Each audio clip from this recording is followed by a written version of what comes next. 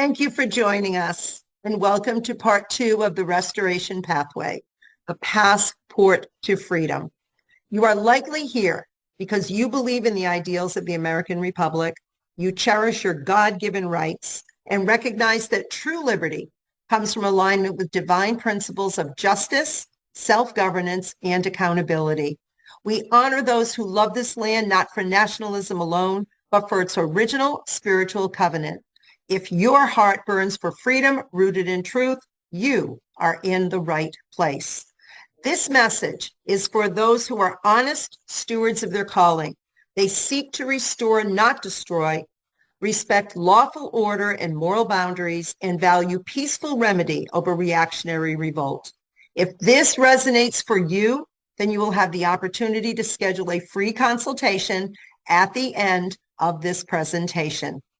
This matters because you have likely seen the flaws in the current system, from overreach and coercion to the erosion of your natural rights. I'm sure you have asked, what can I lawfully do to live free, protect my family, and walk in integrity? We want you to know there is a pathway, lawful, time-tested, and divinely aligned, that remains hidden to most. And in part 1, we disclosed one of those options grounded in the framework of the Constitution, the Declaration of Independence, and the 508 Covenant of Peaceful, Non-Corporate Assembly. We discussed a doorway to express your God-given freedoms, and we provided an introduction to the 508c1a ministry, which is a non-reporting, non-filing, religiously protected trust that is a legal structure with no IRS approval needed. If you would like to learn more about the 508c1a ministry, go ahead and pause the video, scan the QR code, and it will give you a full explanation of what that is. So now, here in part 2, we're going to be discussing the path of restoration, the passport to freedom, which is a diplomatic journey into truth, freedom, and lawful identity. You were born free, but your paperwork told another story. Now is the time to make it right. And it matters now because the Emergency Banking Relief Act, way back in 1933, redefined the American as an enemy of the state. Most unknowingly consent to U.S. citizenship rather than national status. And the Real ID Act encodes these errors unless it is corrected properly. The restoration process is your path to freedom. So let's give you a short historical overview. It starts back in 1871 when Congress enacted a foreign government, which is a corporation, creating what is known today as the District of Columbia, which is an overlay of the original city of Washington. In 1917, you're going to hear all about the Trading with the Enemy Act. And then in 1933, that was connected into the Emergency Banking Relief Act. At the time, this was a covenant with fallen intelligences with FDR. The gold was removed, our rights were suspended, and citizenship was redefined. The Marshall Report, which was published on January 20th, 2021, walks you through this. So in 1871, a seditious act was performed by the government. A coup was made to rewrite the Constitution and put "we the people" in all capitals under a new corporate contract transferring the United States of America into the new corporation of the United States of America, transferring the power of "we the people" and the Constitution over to this new corporation. When that happened, it placed the citizens of the United States as property of this corporation, which was now centered in Washington, D.C. This action made Washington, D.C. a foreign entity on American soil of sovereign states. This was established through a loan from the Vatican when D.C. was transferred into a city-state, and this corporate entity then ruled over the people and The citizens' rights were taken from them in this process. When they did the broker deal to get the loan from the Vatican, they did so via the Bank of London. And at that time, they transferred all the property in D.C., Columbia, over to this corporate entity of D.C., which is now a foreign corporation. Here is the District of Columbia Organic Act of 1871 for your reference, so you can actually go in and read when this happened.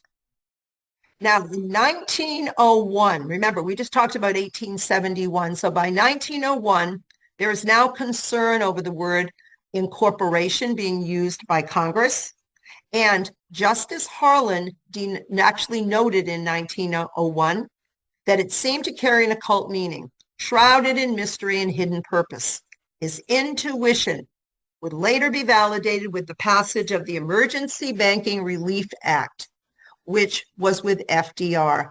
And this act, authored not by President Roosevelt, but by members of the Federal Reserve, marked a seismic shift in the U.S. governance.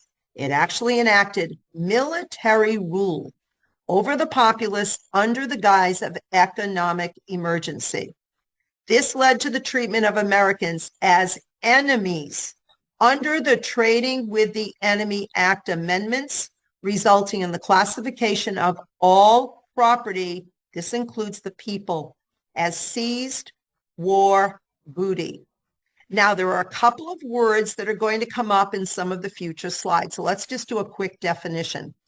There is what is referred to as de jure and de facto.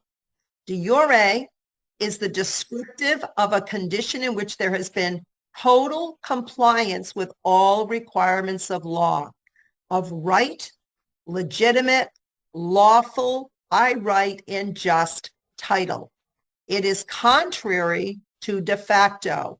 De facto is actually illegal or illegitimate. So remember that when we go through. De jure is the right, legitimate, lawful, and de facto is illegal or illegitimate. These are both defined in what is called Black's Law Dictionary. And this is the primary go-to reference for judges when in need of defining legal terminology. Now comes another word that you're going to need to know. It's called surety. Let's look at the definition of the contract of surety. It's a contract whereby one person engages to be answerable for the debt, default, or miscarriage of another. It's an accessory promise by which a person binds himself for another already bound and agrees with the creditor to satisfy the obligation if the debtor does not. Well, let's see what happened here. On March 9th, 1933, upon convening at the Capitol, Congress approves and confirms FDR's Proclamation 2039, which is an amended form of that World War I statute. Remember, from 1917, it was titled the Trading with the Enemy Act. The amended form was now retitled the Emergency Banking Relief Act, making all persons within the United States enemies of the de facto, remember the de facto is the illegitimate, military government imposed by FDR via Proclamation 2039. These artificial persons include American citizens of the United States who are now unknowingly hybridized and made surety for their state-created U.S. citizen. Remember, it's the contract where you are now answerable for the debt, default, or miscarriage of another. And just to show you what happened from March 6th, 1933 to March 9th, 1933, on March 6th, when FDR signed this document that you can see on the left, it was called the City of Washington. By March 9th, 3 days later, it was now called the District of Columbia. This was quietly changed on these dates. So, as of 1933, the de jure, remember that is legitimate right, 14th Amendment American government with limited powers that once ruled the 14th Amendment American citizens had ceased to exist. It was replaced with the de facto, the illegitimate 14th Amendment American government with now unlimited powers of the national empire of the United States, now known as the Democracy or USA Inc.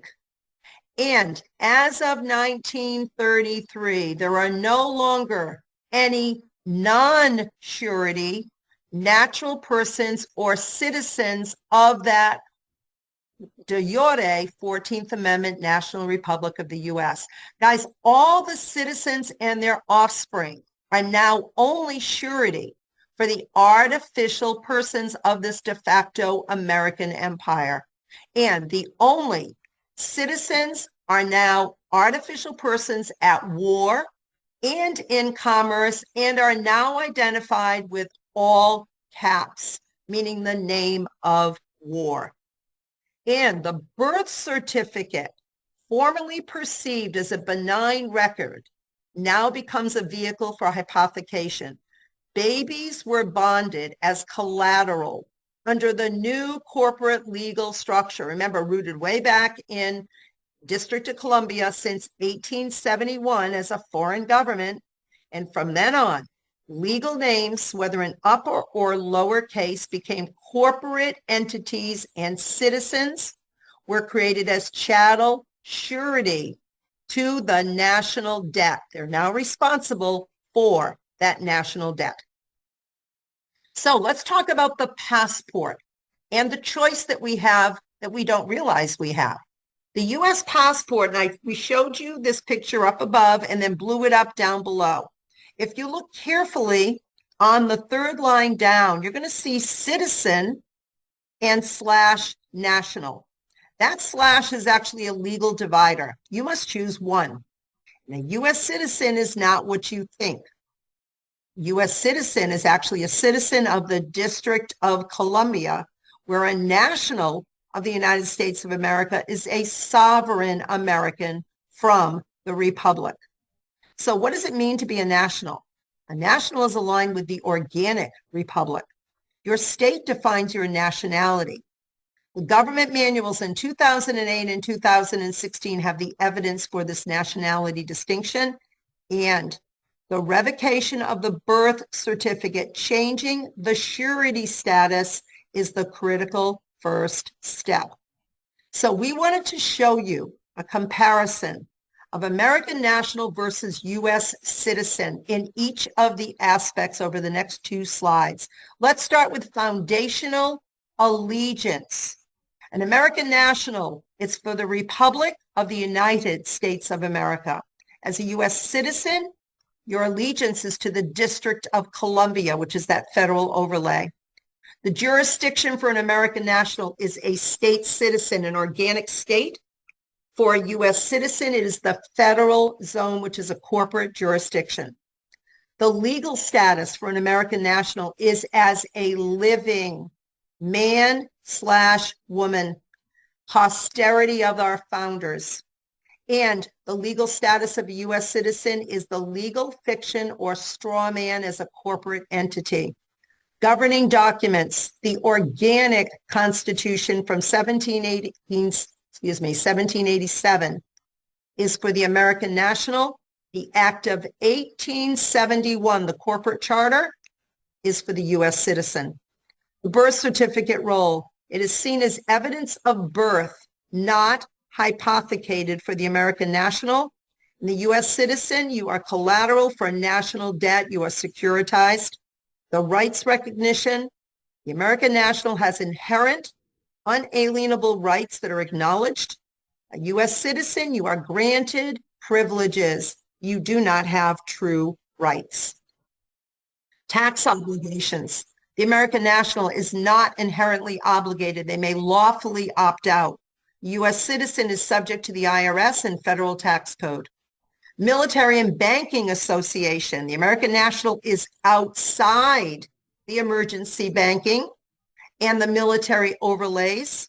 where the U.S. citizen is under the emergency war powers and military law and labeled as an enemy.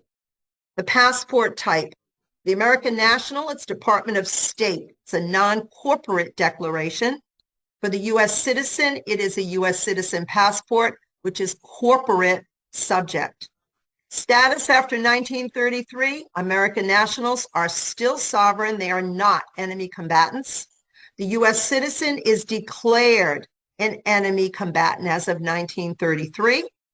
And subject to the Trading with the Enemy Act, the American national, it's no.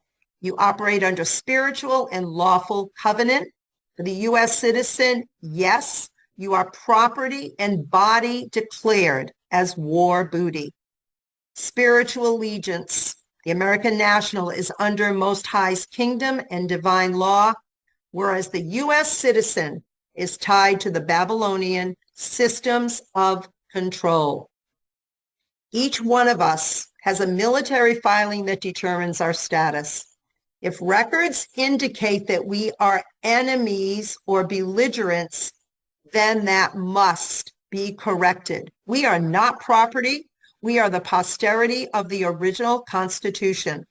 Recognizing our true identity and understanding our role within this constitutional republic is a crucial step in the process. And the journey to freedom begins with a single step. And in this case, that step is acquiring a passport. You know, this is not merely a bureaucratic formality. It is the foundational process of reclaiming our true status. In the Hebrew understanding, status is about standing in righteousness before God. This is not an overnight transformation. It is a meticulous process that requires careful attention to detail and a deep comprehension of the implications that are involved. And the passport process is more than just filling out Department of State forms. It really demands an understanding of what is being entered on each line and the world we are stepping into. Every question on the form must be answered correctly, for a single misstep can have lasting consequences. That is so important to have guidance in this. Some attempt to undertake this process without the full comprehension of knowing what they're doing, but doing so can lead to contradictions within one's own spirit. The goal is not merely to complete paperwork, but to free ourselves from an oppressive system and reclaim our rightful standing. Pitfalls that you must be very careful to avoid be the groups that are promising magical wealth or rainbow currency. Being careful because misusing Bible verses on federal forms can be a red flag. There's also sovereign citizen mislabeling can be a homeland security trigger. Improper guidance can lead to loss of eligibility, even arrest or void filings. This is why we advocate the Passport to Freedom process, which lawfully reclaims your status as an American national. This is non-combative, lawful, spiritually resonant pathway back to standing as one of the posterity, not as a debtor. By doing so, one aligns not only with the Constitution, but with God's calling. You will be guided to administratively correct your record with diplomacy and faith, not confrontation. This is a moment not only to recover the republic, but to prepare the nations for the restoration. Are you ready to be free, both spiritually and lawfully? Our process is fully administrative. There is no confrontation anywhere in this process. You get to keep Social Security, your benefits, and so on, while realigning your legal standing. It is non-militant, fully lawful, and spiritually aligned. And with this process, you get one-on-one coaching and access to extensive online curriculum. Here is just an example of some of the curriculum that you get with this. Documented library, videos, coaching modules, home education compliant for students under 18, understanding the significance of the ink colors, the all caps names in legal fiction, hidden clues in the death fictions as in the IRS manual, and the authority to revoke the surety designation on your birth certificate. And beyond the passport, there are further steps toward full restoration. One of these includes securing the right to bear arms in alignment with our corrected status. Additionally, understanding the legal nuances of marriage and estate management is also vital. Another critical aspect is shifting from voter status within a corporate system to elector status within a sovereign framework. This process is also not confined to the United States alone. These methods have been successfully applied to assist Canadian citizens in navigating their own systems. Passport is just the beginning. The shift in status extends into every aspect of life. This is not simply about obtaining a travel document. It is about initiating a comprehensive life change. And the Real ID forces you to reaffirm the emergency enemy designation and puts you under the jurisdiction of the WEF. It is not about driving. It is about jurisdiction. Our protocol allows protection even in opt-out resistant states. So your restoration path awaits. Your assistance is given by a team of experienced coaches who understand both spiritual and lawful terrain. Over 25 years of experience. And the best part is we walk beside you throughout the entire process. You are able to begin your passport to freedom process with confidence and clarity. And now it's my pleasure to introduce you and to meet Ambassador Nectaria. She is an eternal nun. She has served faithfully in both the Roman Catholic and Eastern Orthodox traditions. She is the foundress of the 508c1a ministry, the diplomatic mission for the Cygnus. She is a diplomatic ambassador for Christ. She has 25 years experience in constitutional counseling and legal and lawful advocacy, including diplomatic and American national passport status, and 20 years experience opening ministry trusts done with 100% success in compliance with law. She and her team will be supporting you every step of the way in this process. And it's important to know that the team are not attorneys or tax experts, but they are highly experienced in this field. And the diplomatic mission for the Cygnus operates as an unincorporated church and 508c1a ministry, globally recognized and spiritually commissioned. And we want you to know, again, that we do not offer legal, tax, medical, or financial advice. The confidant agrees to seek out these modalities when deemed necessary. Your next step, book your free consultation to learn more about our passport program and the Real ID Act, avoidance remedy, as well as the 508c1a ministry. We invite you to begin building your legacy and your path to freedom. The journey begins with a single step. It's a yes in the heart. You are not alone, and you were never meant to walk this road without the light. If something within you is stirring, it's a call to freedom, to legacy, to sacred purpose. We invite you to explore further. Whether you are ready to begin or simply curious, we welcome your questions, your prayers, and your courage. All you have to do is scan the QR code and you will get a free 30-minute consultations to address your questions, your concerns, or anything else that you would like to learn about. I encourage you to do this. This process was wonderful. I went through it myself, and it was non-confrontational. It was actually a beautiful process, and the feeling of freedom is just indescribable. Thank you so much for joining us, and we look forward to speaking to you during your free 30-minute consultation.